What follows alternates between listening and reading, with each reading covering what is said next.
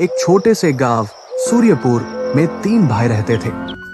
बड़े भाई का नाम था वीरेंद्र, मंझले भाई का नाम था धनराज और सबसे छोटे भाई का नाम था गोपाल। तीनों भाइयों के पिता का देहांत हो चुका था और अब बारी थी उनकी संपत्ति के बंटवारे की। एक दिन तीनों भाई आंगन में बैठे। वीरेंद्र घमंड से, मैं सबसे बड़ा हूं इसलिए बंटवारा मैं करूंगा।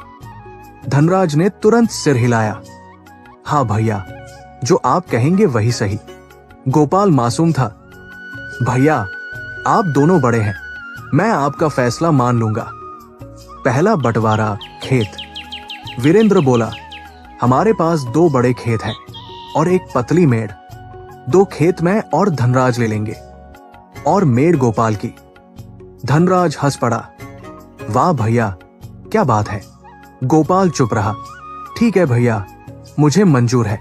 दूसरा बंटवारा आम का पेड़। तीनों आम के पेड़ के पास गए। वीरेंद्र बोला, इस पेड़ की 2 डालियां हैं और एक जड़।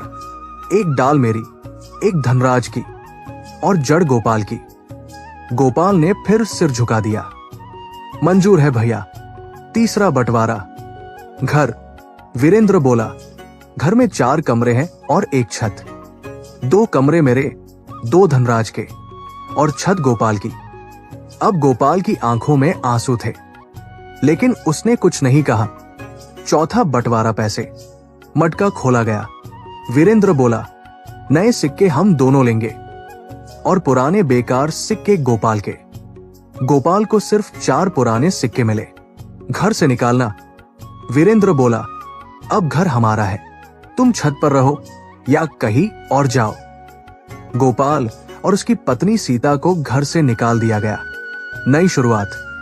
दोनों ने तालाब के किनारे छोटी सी झोपड़ी बना ली। सीता गुस्से में बोली, आपने कुछ कहा क्यों नहीं? गोपाल बोला, वो मेरे बड़े भाई हैं। सीता ने कहा, अब वक्त है समझदारी का, सिर्फ सीधाई से काम नहीं चलता। पहली चाल मेड़ तोड़ना। रात में सीता बोली, चलो खेत पर। दोनों ने मेड़ तोड़ दी।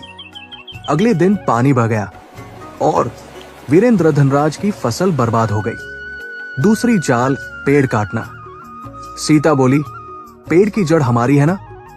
गोपाल समझ गया। दोनों ने पेड़ काट दिया। राजा के दरबार में दोनों बड़े भाई गुस्से में गोपाल को राजा के पास ले गए। राजा ने पूछा, तुमने पेड़ क्यों काटा? गोपाल बोला, महाराज जड़ मेरी थी, मैंने अपना हिस्सा लिया। राजा ने बड़े भाइयों से पूछा, क्या यह सच है? दोनों चुप हो गए। न्याय। राजा बोला, तुम दोनों ने अन्याय किया है, अब सारी संपत्ति तीनों में बराबर बंटेगी। अंत। तीनों भाइयों को बराबर हिस्सा मिला। वीरेंद्र और धनराज को अपनी गलती का एहसास हुआ। गोपाल और सीता खुशी खुशी रहने लगे। मोरल, जो दूसरों के साथ अन्याय करता है उसे उसका फल जरूर मिलता है। सीधाई अच्छी है, लेकिन